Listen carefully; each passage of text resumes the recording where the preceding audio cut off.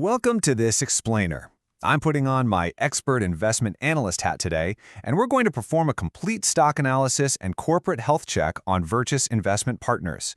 We're putting ticker symbol VRTS under the microscope to evaluate their financial vitals, assess their underlying economic moat, and figure out their prognosis in a rapidly shifting market. Here's our roadmap for today. First, we'll meet VRTS Investment Partners. Then, we'll dive into Q1 2026, which was a challenging quarter, followed by AUM, the spring recovery. After that, we'll look at strategic strengths and expansions, industry pressures and risks, and finally, navigating the future. Let's get right to it. Section 1. Meet VRTS Investment Partners, the baseline.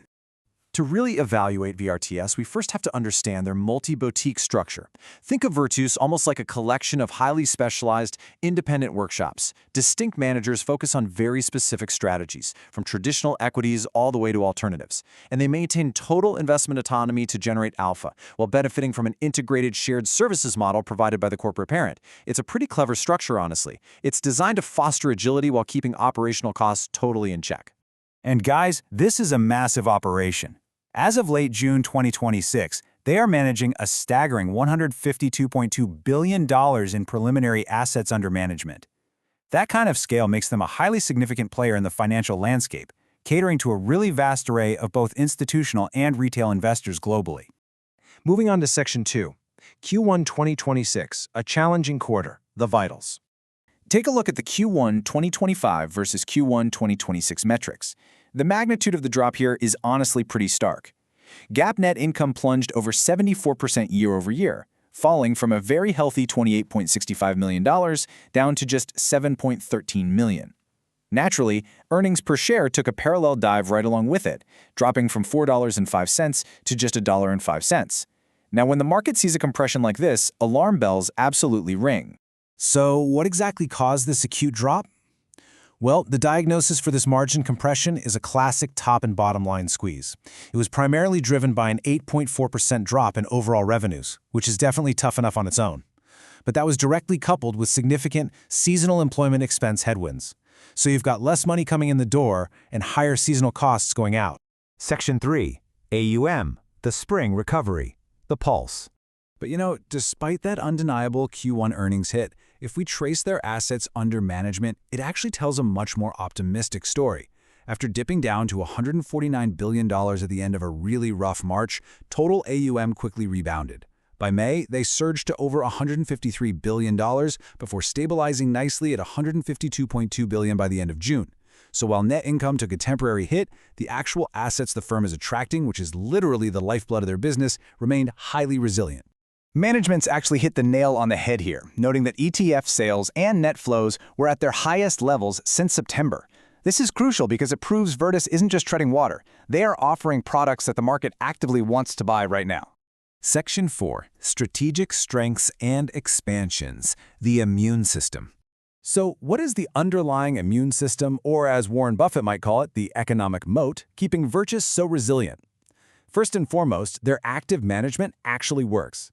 78% of their fixed income strategies and 71% of their alternative strategies are consistently beating their 3-year benchmarks. In an industry where performance is basically everything, this consistent alpha generation is the ultimate defense against client outflows. Plus, they aren't just sitting still. They're aggressively deploying capital to expand their capabilities. The recent acquisition of Keystone National Group is a massive strategic play to break into the highly lucrative private credit market.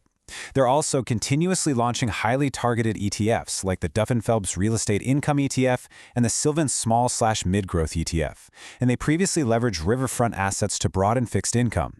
They're actively building a diverse fortress of offerings.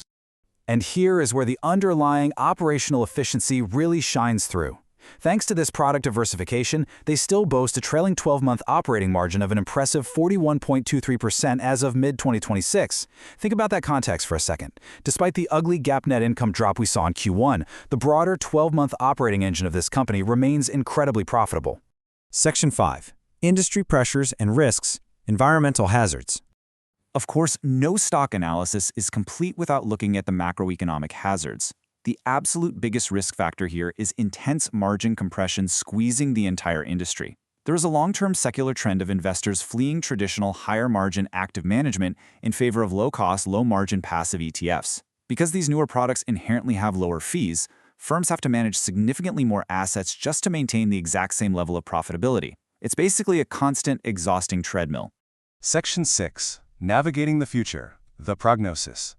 Taking all of this into account, applying a bit of a Benjamin Graham or Peter Lynch lens to their defensive positioning shows a firm acting very proactively. They maintain a highly disciplined balance sheet, holding $200 million in undrawn credit for liquidity. They're pulling strategic growth levers, like reopening their previously soft-closed S-Mid-Cap core strategy to capture new flows. And perhaps most importantly for the value investor out there, they are rewarding loyalty with a very healthy $2.40 quarterly dividend for Q2 2026, which signals immense management confidence in their ongoing cash flow. Ultimately, the data shows a highly resilient firm navigating a pretty brutal industry-wide transition. Yeah, they took a hit in Q1, but their assets are recovering, their margins remain remarkably strong, and they're expanding strategically. Which leaves us with this final thought. In an era increasingly dominated by massive, low-cost passive indexers, VRTS proves that specialized, multi-boutique active management still has a vital pulse. The real question for investors is, how big can they grow it? Thank you for joining me for this explainer, and keep questioning the data.